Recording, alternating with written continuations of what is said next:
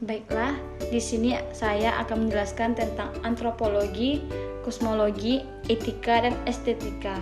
Yang pertama, saya akan menjelaskan antropologi. Antropologi merupakan ilmu yang mempelajari tentang segala aspek manusia.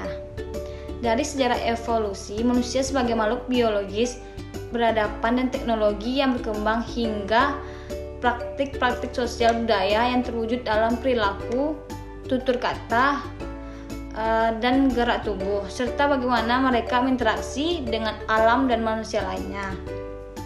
Contoh yang pertama itu adalah sejarah evolusi manusia. Antropologi mempelajari sejarah evolusi manusia mulai dari asal-usul manusia sebagai makhluk biologis sehingga berkembang dan perubahan yang terjadi selama berjuta tahun. Yang kedua itu budaya dan kebudayaan.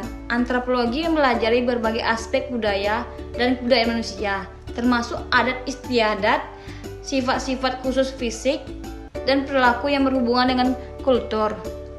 Yang ketiga, bahasa dan komunikasi. Yang keempat, kebudayaan dan perilaku. Yang kelima, sosial dan politik. Dan keenam, biologi dan fisiologi. Selanjutnya itu etika. Etika ini sangat penting dalam kehidupan sehari-hari, terkadang sangat jarang sekali diperhatikan. Namun, ini sangat penting untuk menjamin hubungan baik antara kita dan seseorang. Berikut adalah contoh situasi di mana etika penting. Yang pertama itu menunjukkan sikap hormat kepada orang lain. Menunjukkan sikap hormat kepada orang lain merupakan salah satu contoh etika dalam kehidupan sehari-hari.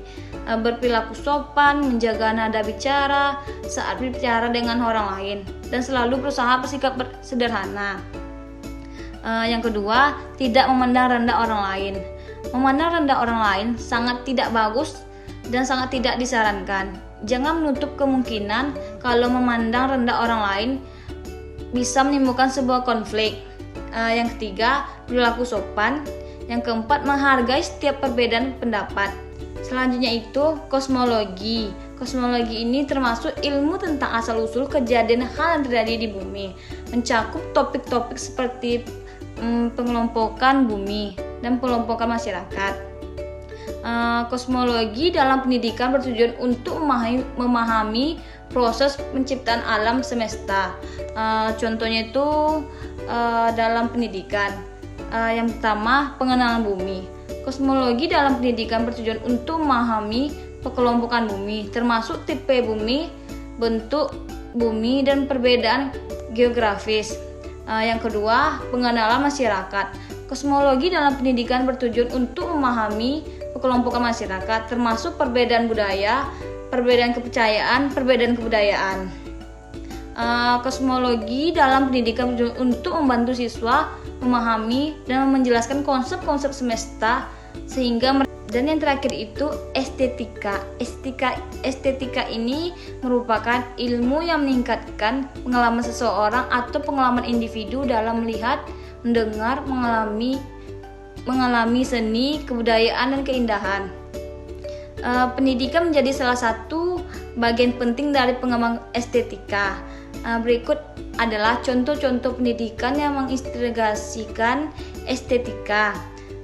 Yang pertama, pendidikan seni. Seni adalah salah satu bagian penting dari pendidikan estetika. Pendidikan seni memungkinkan siswa untuk mengembangkan kemampuan seni. Contohnya, pendidikan seni rupa, seni lukis, seni musik, seni tari, pendidikan kebudayaan, dan pendidikan keindahan. Estetika ini ilmu yang penting dalam pendidikan